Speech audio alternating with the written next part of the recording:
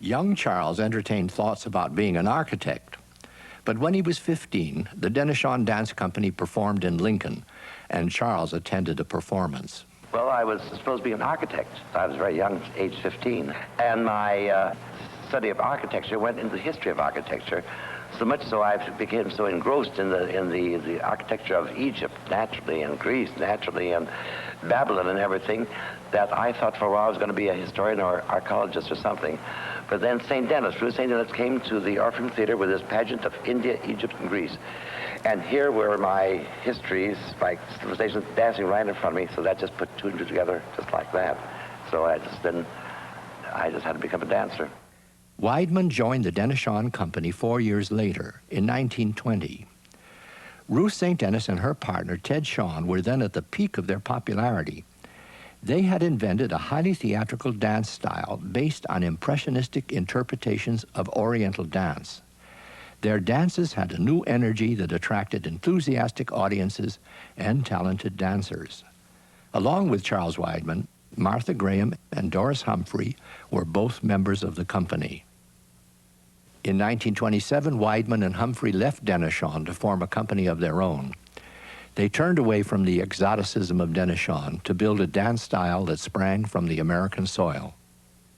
At Denishawn, we did everything. We did Japanese, we did Chinese, we did East Indian, we did Javanese, Siamese, everything. So the first revolt, I call it a revolt against the eases.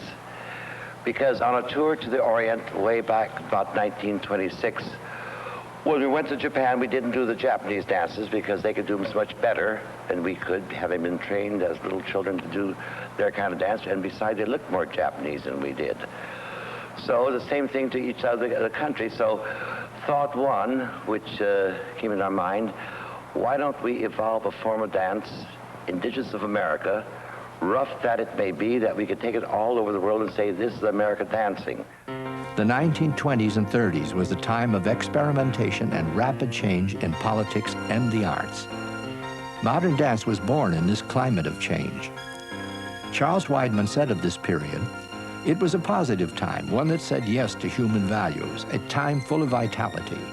There was that urgent need to express oneself, but also to express the time in which one lived. There was a belief in the future." Now, the second revolt was against the ballet. The great dancer at that time was Anna Pavlova, who I saw many times. You take Pavlova's famous solos. They're most famous for the Dying Swan. In that, she was a bird. Another very lovely solo was the California poppy. She was a flower. Another lovely solo was a dragonfly. She was an insect.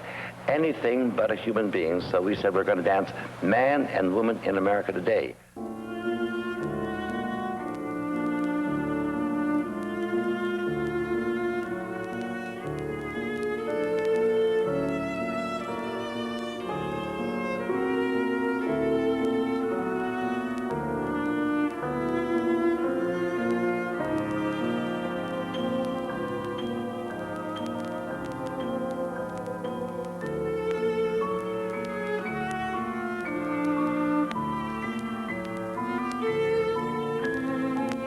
Over the next 20 years, Doris and Charles developed dances aimed at reflecting the life around them, turning away from ballet subject matter, and also rejecting its movement vocabulary. While ballet dancers aimed at effortless grace, the new modern dance was based on analyzing ways in which the body reacts to pulls and stresses.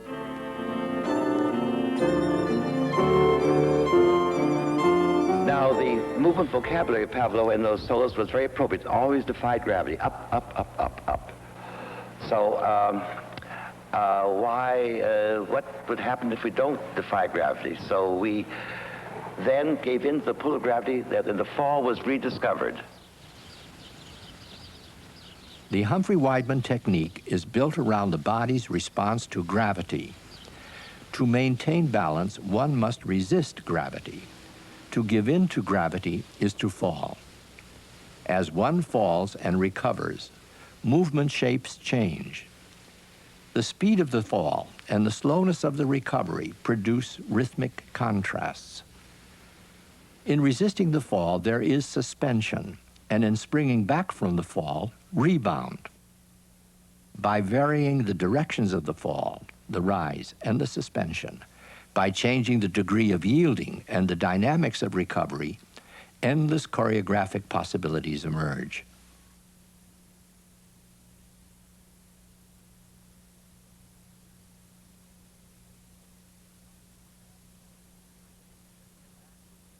And such a great richness in that movement that for a whole year we were all on the ground. Down there on the ground, groveling and falling, and very little recovery, but we just loved it. And even now, you go to the grand studio, most of the very beginning of the class is all on the floor. But so therefore, then the intelligence naturally came into being. So a dancer moves on three planes. There's the floor, or there's the norm, or there's the air.